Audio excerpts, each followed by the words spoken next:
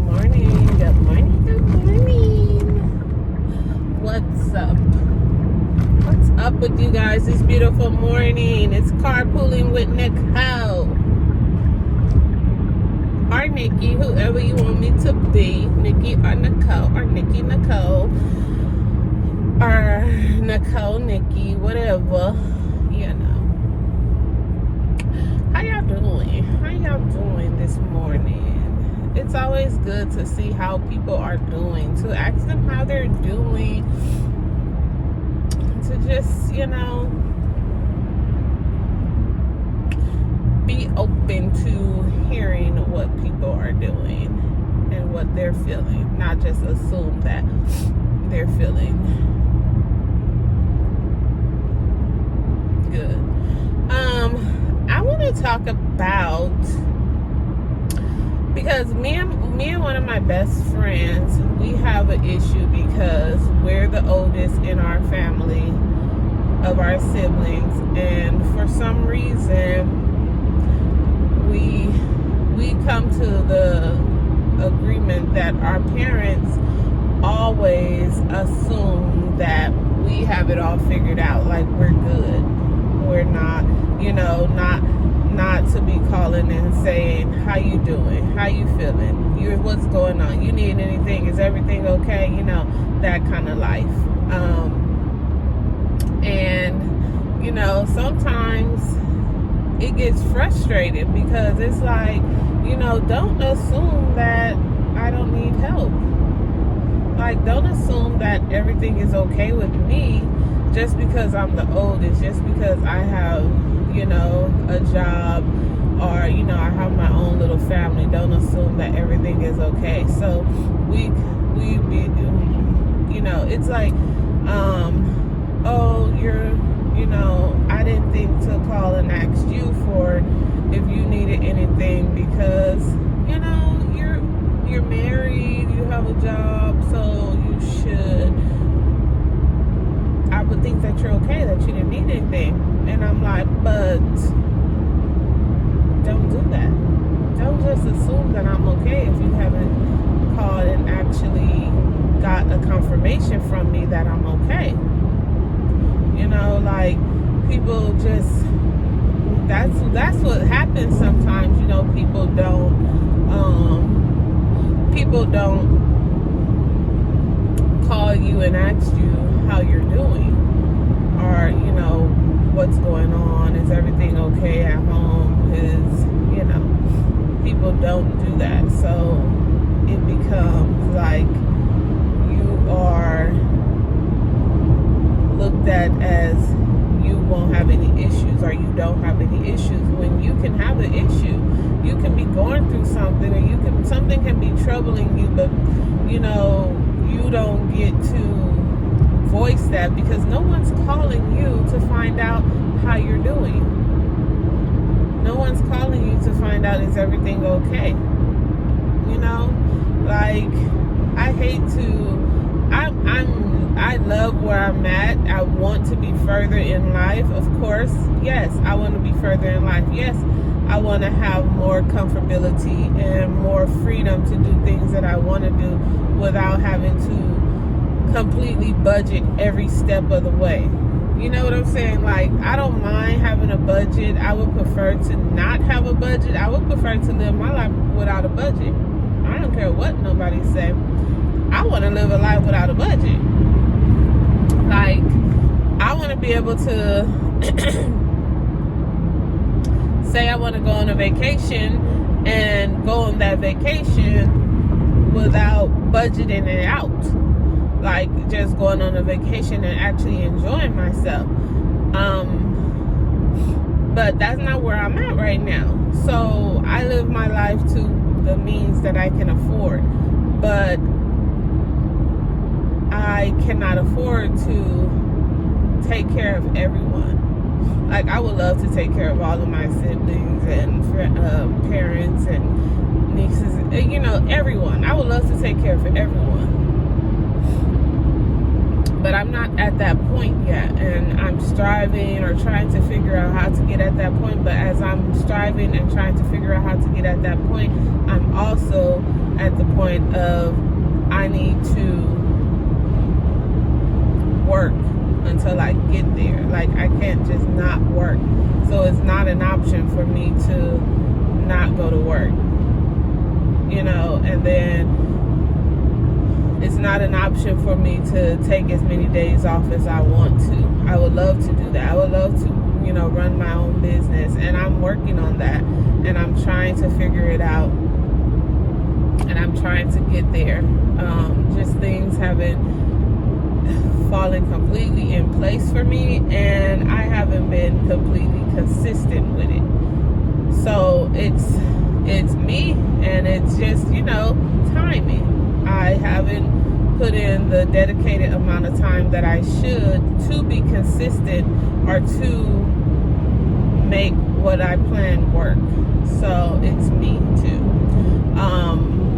So we just have to be the type of people that are, if we want something, we have to actually put in what it takes to get it, not just say that's what we want and then we don't do anything about it. We're just like, that's what I want. I want to get a big house. I want to get $1 million. And what are you doing to get that $1 million lifestyle that you so desperately want? Like, what are you actually doing? What steps are you taking? Like, people swear that $1 million will fall out of the sky, and for some it may. I don't know. Some it may fall out the sky. You know, some people may just have that ability to go in, play the lottery, and win. But guess what? They had to actually take that step to go in and play the lottery. So if you didn't go take that step to play the lottery, then of course you're not gonna win the lottery because you didn't play. But you know, some people are born in wealthy families. Some people, family members leave them something and they're able to make that what was left to them into more. It just all depends. And if you're not that lucky person to have that start, then we have to do what we have to do to make it what we want. And that is going out and putting in the hard work and dedication, getting, you know, going through the rejections of it all, going through the mistakes of it all, going through the stress, going through the hurt of someone saying no, or, you know, those things. It takes a lot, and we just have to be mindful of it. I would love to just be there, to say that I want it and it just happens, and I'm just like, wow, this happened so quickly. Like, I don't even know how to handle it because it happened so fast. I would love to have that happen. I would love to. Like, I'm looking for promotions at work, and I would just love for a promotion to just come on, promotion, let's go. I know that, you know, even when I interview for promotions, that I need to be more strong-minded, strong-willed with my interview. So I need to, you know, get better at that. But yeah, I was saying all that to say that it takes a lot of work to be anywhere, and then to sometimes feel like people don't understand the hard work that you put in to get somewhere, and they automatically call you and say, hey, do you have this? Hey, do you have that? Can I borrow this? Can I borrow that? And it's like,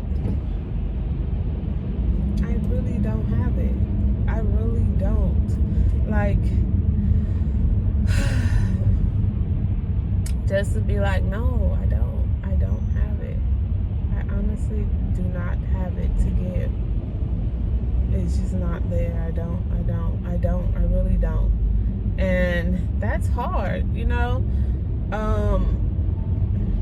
For me, it is, because I'm a person that I really want to give. I'm really a giver. Like, I would love to give gifts all the time. I would love to receive gifts. I would just love to just, be fruitful and give people. But that's just not where I am at right now.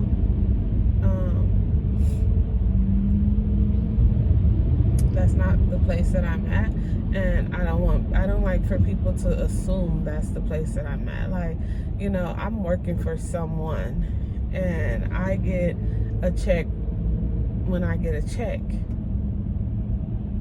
When payday come, I get a check, but I also have bills.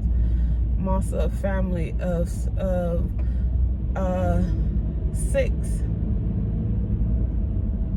so I have bills to pay.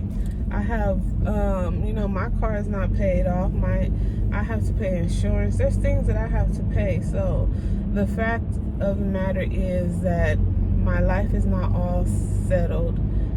Life is not all gravy. Like, there's still things that I have to do. There's still things that I have to work on. And there's still things that I'm striving to be successful in. And when I get to that point, then I will be able to give and not look for people to just give into me. But even if I was to get to that point, I would still want to be called and asked, are you okay? How you doing? I would still want to hear those words. How you doing? How are you doing?